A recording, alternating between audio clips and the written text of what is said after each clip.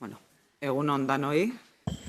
Gaurko plenoagaz hasiko gara, gaurko plenoak puntu bakarra dauka, ezoikoa da, eta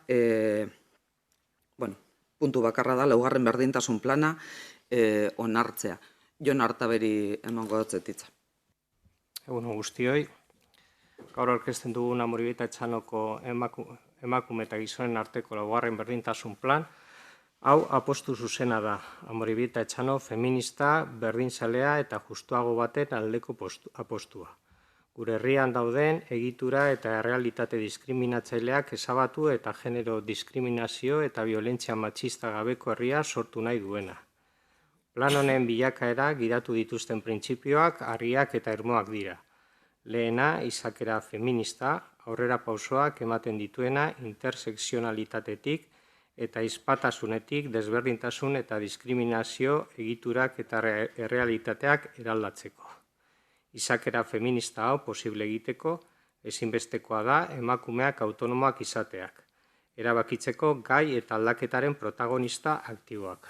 Hortarako, emakumeen ahalduntze individual, kolektibo eta soziala ezinbestekoa izango da. Baina baita ezinbestekoa izango zaigu partaidetza. Plan honen sorreratik abian jarritako printzipioa. Plan honen eraketan hainbat emakume eta gizonek parte hartu dute. Beraien esperientziak, bizipenak eta ikuspuntuak emanez. 13 gizon eta 72 emakume hain zuzen. Eta ez bakarrik pertsonen partaidetza izan da eragile. Baita ere instituzio askorena, herriko ikastetxetatik hasita, udal teknikari askoren partaidetza ahaztu gabe, herriko alderdien aportazioak barne. Denak emakumean hitzak, jatorri desberdinekoak, adin, arraza, etnia, bizipen, gaitasun eta berezitasun askorekin. Aniztasuna baita gure herriko emakumeen ezaugarririk nagusina, eta gure ustez bere indar gunerik boteretsuena. Aniztasuna aukera da. Aniztasunean baitugu indar eta ahalmen desberdinak batu eta indartzeko aukera. Eta aniztasun honek errealitatera jaisten gaitu, transformatu nahi duen errealitate batera. Eta hortarako, Amoribeta Etxanoko laugarren plan honek errealitateari lotuta dagoen dokumentua izan nahi du, erabilgarria, praktikoa. Aurrera eramateko posiblea dena eta hori dela eta ilusionagarria. 8 programa desberdinetan eta 30 neurriren bitartez, hainbat aldaketa lortu nahi dituen plana da. Udal politika guztietan genero ikuspegia zeharkako bihurtu, herriko jabekuntza eskola erreferentea izaten jarraitzea, atzerriko jatorriko emakumeak berdintasunaren aldeko mugimendura parte izatea laguntzea, kultura eta kirolaren munduan emakumearen papera indartzea, Amoribeta Etxano inguru zaintzailea bihurtzea, hiriko espazioan begirada feminista barneratuz, segurtasuna eta zaintzak modu erantzukidean egite arrastuz kontziliazio premiak kontuan izanik. Herriko enpresekin berdintasuna sustatzeko elkarlana sustatuz. Aurrera pausoak emanez indarkeria matxista gabeko udalerria lortzeko nahian. Honek dira plan honek hartzen dituen erronkak. Apostu transformatzaile bat. Amoribeta Etxano emakumeentzako diskriminazio eta violentziatik aske dagoen bizitza bermatzeko.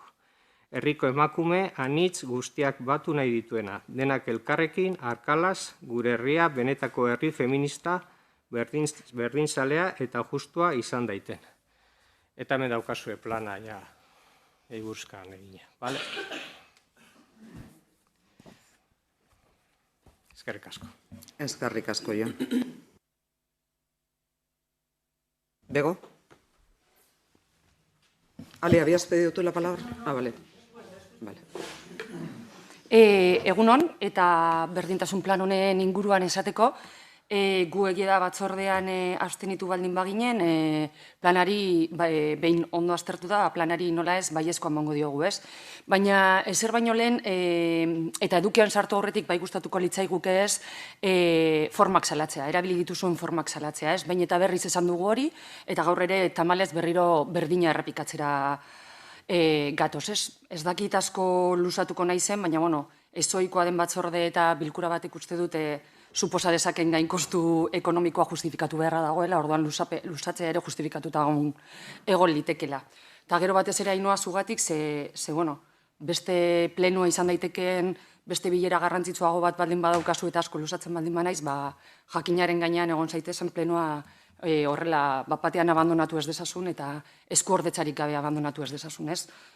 Eta, bueno, egia da egoera hauek ekidin daitezkela batez ere, igual osoko bilkurak arratsaldez ikusiko baldin balira, igual abandonu egoera horiek ekiditea arrasago izango litzateke, ez? Hori hasteko. Eta gero ja, formari begira esan printzipioz urgentziazko batzorde bat aurreikusi zitzaigula, berdintasun plan hau onartzeko lehenengo eta ezoiko osoko bilkura ondoren, ez? Eta nik gero azerratu egiten zaret esaten dugulako ez duzuela legea betetzen.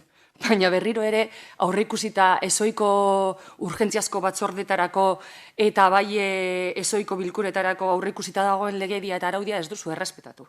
Araudiak berak esaten du, eta batez ere esterbestogunean legedia ez betetze zan hori egotzi zenigutelako ez. Legeak berak esaten du batzordei begira, urgentziazko batzordei begira, urgentzia hori justifikatu beharra dagoela eta urgentzia berak existitu behar duela, ez?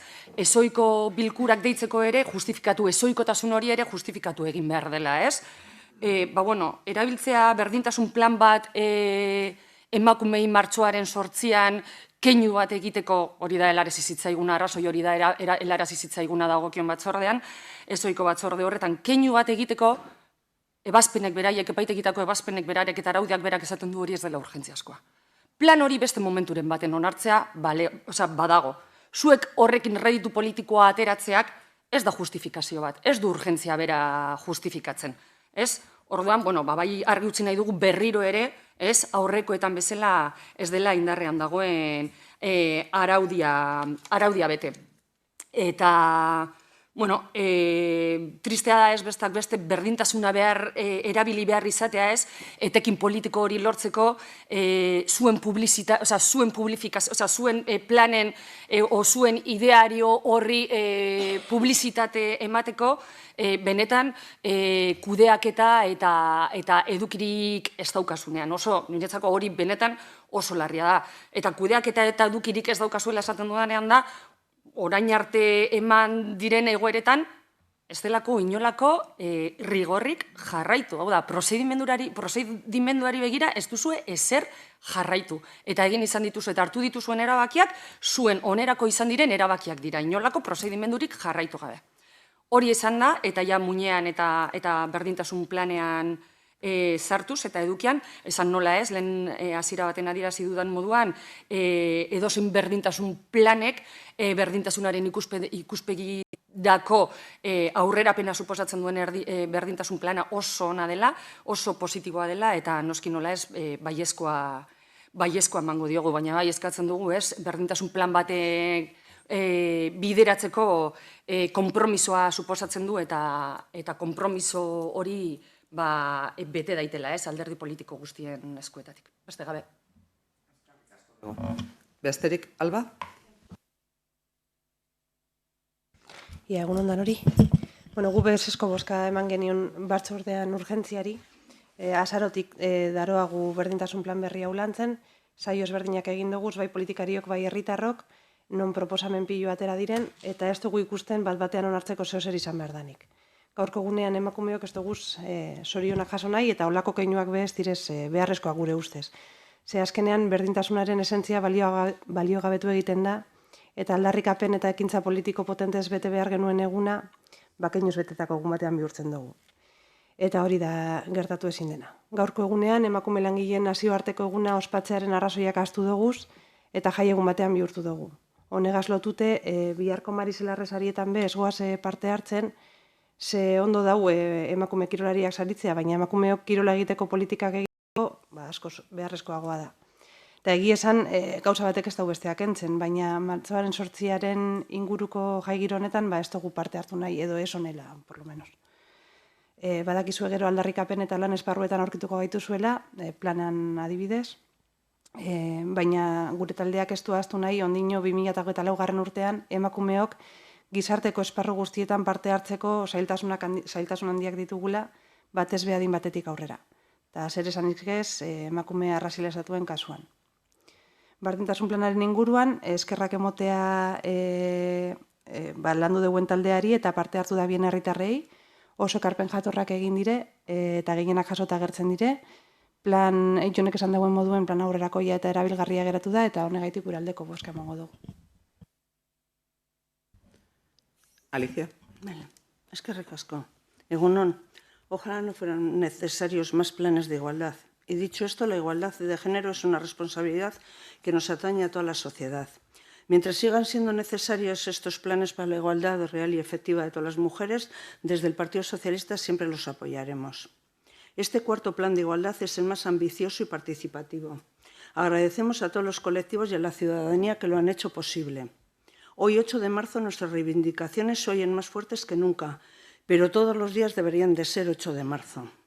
Que este 8 de marzo no lo copen otra vez las brechas que interesadamente algunos han pretendido construir y que demuestra que lo mayoritario en la sociedad y en el feminismo es lo inclusivo, lo interseccional y lo abierto, que no hay libertad y derechos para algunas, sino siempre libertad y derechos para todas. Invertir en igualdad es invertir como sociedad. Nunca en este ayuntamiento se había trabajado tanto por la igualdad. Solo avanzando en igualdad conseguiremos que nuestra sociedad avance de manera digna y justa. Eskerrik asko. Eskerrik asko zuri, Alicia.